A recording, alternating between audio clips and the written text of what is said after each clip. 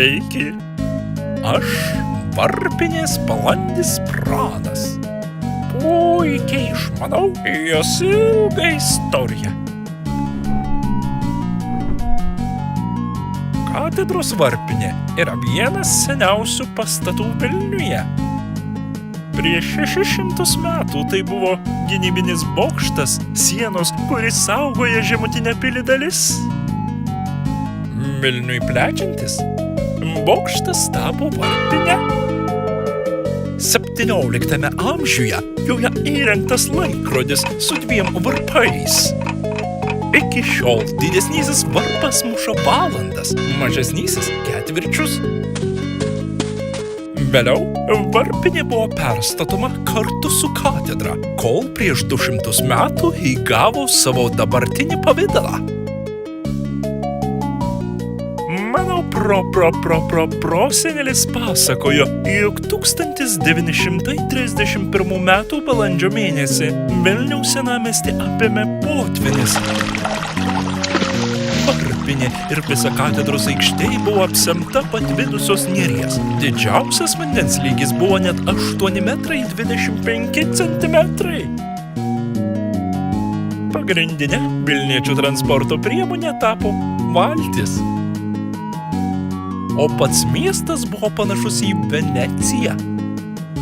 Potvyniui atslūgus paaiškėjo, kad reikia gelbėti katedrą, nes vanduo išplovė jos pamatus. Laimiai skubiai įsteigtas gelbėjimo komitetas susidorojo su šiuo iššūkiu. 20-ajame amžiuje šalia varpinės rikiavosi ir žygiavo vis skirtingų valstybių šalių kareiviai.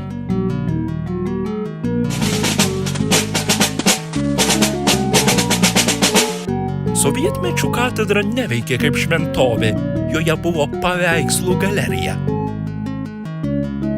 Todėl bokštas buvo siejamas tik su laikrodžiu. Pavyzdžiui, per radiją pranešdavo, bokšto laikrodis muša 12 valandų. 1988 metais prasidėjo sąjūdis, siekęs Lietuvos valstybingumo atkūrimo. Pagrindiniai sąjūdžio mitingai vyko katedros aikštėje.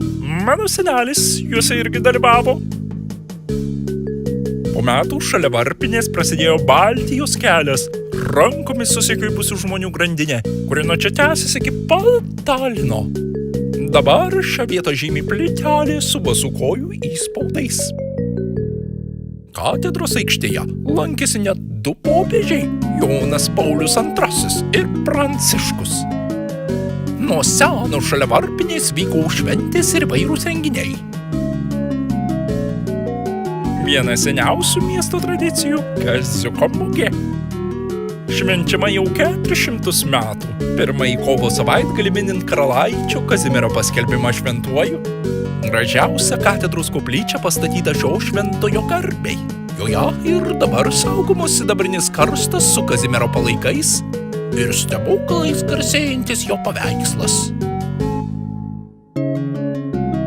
Užlipus į patį varpinės viršų, prieš save pamatysi 3 skulptūras puošiančias katedros stogą.